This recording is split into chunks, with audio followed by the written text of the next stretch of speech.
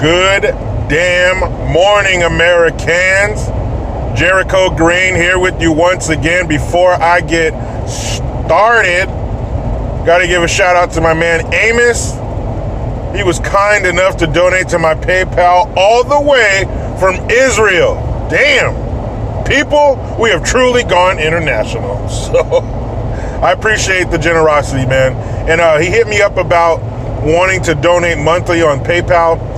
I will call PayPal tomorrow on Monday because I know it's much more convenient to kind of set it and forget it. So I'm on it, Amos.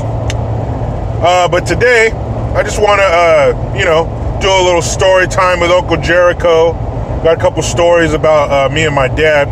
But before I get into that, I'm going to try to put the link in the description box. But have you guys seen the video of this dude? Now, these fucking assholes are blocking the intersection in the morning. Where are 90% of people trying to go in the morning? To work. But these fucking assholes got their stupid sign. I don't know what the sign said. They were singing, like almost chanting some song. Bottom line is, you're blocking the intersection. Cars can't go through. People can't go to work. You're a piece of shit. You should be in one of those cars trying to get to work too, not standing in the intersection with no fucking job. But anyway, this guy wearing scrubs, and I hope they don't dox this dude and find out where he works and fuck his life up, but they probably will. But this dude comes through, he's wearing scrubs and a backpack, and he grabs a sign out of their hand, yanks that shit, almost pulls this one girl's shoulder out of socket because she was still holding on to it. Grabs this sign, crumbles that shit up, and throws it over a fence. I was like, hell yeah. Trump, if you don't got a partner to run, grab this fucking dude, man. He grabs their sign, balls it up, throws it over a fence, then he comes walking back and he goes, get the fuck out of the way. People gotta go to work, get the fuck out of the way. And the girl's like, what's your problem? The problem is your stupid ass standing in the intersection blocking people from going where they need to go.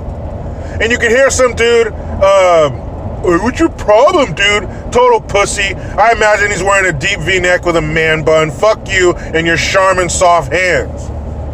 So then he grabs a girl's phone and fucking throws it. I don't know where it landed. He just threw that shit. Get the fuck out of the way. Now there's two angles. There's one angle down on the street, and there's an angle from these people. They must be up in an apartment or something because they're filming from a few floors up. Either angle, actually, I think the angle down there on street level is better because you can hear him better. But like I said, I'll try to put the link in the description box. If not, find that shit. It is hilarious. It is a win. And I don't even know if this dude's conservative, liberal, whatever. The bottom line is, man, there's some things we all have to agree on. And one of them is your protest can't hinder me from getting where I need to go. You can't block public streets, you piece of shit. I don't care how you were coddled and your mommy told you were so perfect and there's no one else like her angel and breastfed you till you were 7. Get your dumb ass out of the way, protest on the sidewalk, get a permit, and stop blocking people from where they need to go. That shit is hilarious. So anyway, I get into a couple quick stories. One of them is one of the many things you learn from your father. And the other story is about the time that me and my dad came to a head. As young men know, you know about 14, 15, maybe 16, those hormones and testosterone starts pumping you up, starts whispering in your ear, and eventually every boy will come to a head and clash with his father in a physical manner. But anyway, one of the many things you learn from your father and hanging out with him is how men interact, how to be with other men, how to socialize and make deals and just exist with other men, basically. Case in point, one of my dad's army buddies named Mr. Pettit, R.I.P., good man, he had a junkyard, or not a junkyard, but a salvage yard. There's another one out here called a pick and pull. You know, junk cars and stuff, and you pay and come in and take off different parts you might need or whatever. There's thousands and thousands of cars and people walking through taking different parts they need. So my dad had this machine in our garage that could separate the rubber from the rim on a car tire. So occasionally we go over there, pick up a load of tires. My job was to pop the weight, a little lead weight off the tire, and to pop the stem so the air would come out. And we'd go there and Mr. Pettit would pay me. But I remember the first time we went there, Mr. Pettit was on it's a big piece of machinery, picking up cars and shit, even bigger than a backhoe. Shit was huge. And so my dad climbs up on, a little step thing, and he bangs on the window and says, "Get your ass out here." So I'm like, oh shit, it's about to go down. Because usually when my dad talks like that, somebody's about to get an ass whooping. And this time, it ain't me. So he knocks on the window and says, "Get your ass out here." And Mr. Pettit was like, What the hell do you want? So he turns the thing off. My dad hops down. Mr. Pettit hops down. He's like, "What the hell do you want?" My dad's like, "Man, get your white ass over here and count these tires." He's like, "Man, I'm not going to take that from you, you black son of a bitch." And I'm like, oh shit, it's about to go down. But it didn't. That was just them talking to each other. That's how men are. It's called busting balls, talking shit. I'm just fucking with you. So after my heart rate slowed down, because I thought I was about to witness a fight, I got it. That's how men are. The other day, I saw my homeboy, he's probably 20 feet away at work. And I looked at him and was like, "Fuck you." But that was my way of saying, "What's up, man? How you doing?" My buddy came in the other day, he's like, "Man," he's all, "I'm gonna knock you the fuck out." And I was like, "Go ahead, I'll cut your fucking Achilles tendon." Just shit like that, man. That's how we do. We're not like women. We don't hug each other and say, "Oh my God, I miss you." And how come when two women see each other, their voices go to this fucking octave that only dogs can hear? I've always wondered that. Anyway, that's our version of that. That's just how it is.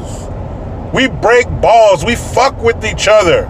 And you learn that. You learn also hanging out with your dad that when you say you're going to be somewhere, you say you're going to do something, you have to do it.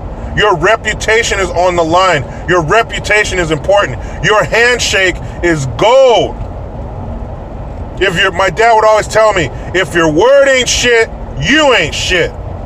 And you learn that hanging out with your father, watching him, and it may not be just your father, but your uncle or something, being around men in your life, that's how you learn shit.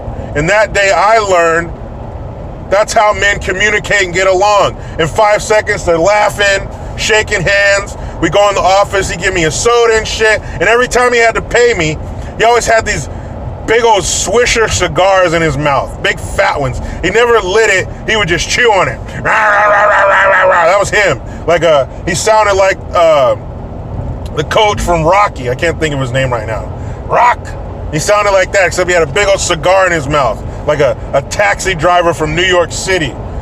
And he'd always tell me, "You're killing me. You're killing me." And he'd pull out the fattest wad of money I've ever seen in my life, and he'd peel me off some money. And my dad would be like, "Man, give him some little extra, you cheap motherfucker." And so he'd give me a little extra money. I'd get a soda. I sit there, listen to them talk shit, reminisce about back in the day in the Army and all that. It was very cool. So everything you learn from your parents is more subtle. Sometimes it's just paying attention and watching. It's not, "Okay, son, you have to do this and you have to do that." It's just watching. You get a lot from your parents from just watching. So let me tell you about the time that my teenage mind told me, "You don't have to take this shit." So I was talking to one of my buddies yesterday. What up, Taylor? And he was telling me, we got to talking about, those moments. And his was different than mine. He ended up on top of his dad on the floor, like holding him down. I was like, oh shit. But so I don't remember how it started, but I was 14 years old, probably 14 and a half, going on 15. And I was trying to get my chores done before I left for school. And part of my chores was to feed the dogs. So my mom was a nurse. So we had one of these big plastic containers they used to give you ice water in when you're in the hospital. It was like a mustard yellow, like 32 ounce plastic thing with a handle on it. It used to have a little white lid that would flip up and down. And so this somehow became the scoop for the dog food. So I got the scoop, and my dad, he's following me around as I'm walking through the house doing shit. He's bitching me out about something. I don't know what I did. But he's on me, right? So I get the scoop of dog food, and I'm so fucking mad. In my mind, I'm saying all this shit, and in my head, I'm like slapping him and all that, but it never, I never say anything. I'm not crazy. So I get the scoop of dog food, and I'm walking to feed the dog, and I don't know what happened. It wasn't me. There was something inside of me took over, and something said, slam the dog food down and say, I'm tired of this shit. So that's what I did. I took the plastic scoop full of dog food. We were at the top of the driveway, and I slammed it on the ground. And as I slammed it, it like broke and it cut my finger. And I slammed it on the driveway. I was like, I'm tired of this shit. And as soon as the words left my mouth, it's like whoever was inside of me and made me do that was like, oh, I'm getting the fuck out of here. Bye. And left normal me to pick up the pieces. So for a second I was like, oh. And my dad, he just kind of looked like, what the fuck? Because this had never happened before. I didn't talk back to my parents for shit. Now when I went in my room and closed the door, was I mumbling some savage shit? Yeah, but I never said it to my parents. It didn't go down like that in my house. So my dad's look on his face is one of anger and confusion. Like if you ever made a weird noise and a puppy goes. That's how it would look on my dad's face. So I just started walking. I'd walk back in the house all mad and shit. And my mom was in there. She's like, what's going on? And I come in the house all pissed, and I go in the kitchen. He's right behind me. And I turn around, and my dad, he pushes me. He comes up and he pushes me right in my chest. But see, what happened was, when he pushed me, he kind of pushed himself back instead of pushing me back. And it surprised me. I'm expecting to be a part of the drywall in a second, but it didn't happen. He ended up pushing himself back. And like, I don't remember if he said anything after that. I just remember him leaving the room and me being like, what the fuck's gonna happen? What do I do? So I ended up, just going to school. But now that I'm a father, I kind of think I understand what my dad was thinking, and my buddy Taylor, what his father was thinking when he was holding him down. Like, something changed. I'm a young man now. Something changed. But from the father's perspective, yeah, he pushed himself back. I stood my ground. Same with my buddy. He was on top of his dad, holding him down. But at any moment, either one of our dads could have fucked us up real bad. Because his dad's a contractor. My dad worked his whole life, mechanic, chef. He was in the army. They got that man muscle. You know what I'm saying? They didn't hit the gym, but they were strong as fuck. My dad's hands were like 60 grit sandpaper. You could have struck a match on his fucking palm. They're the biggest hands I ever seen. My dad could have beat saliva down the front of my shirt. No problem.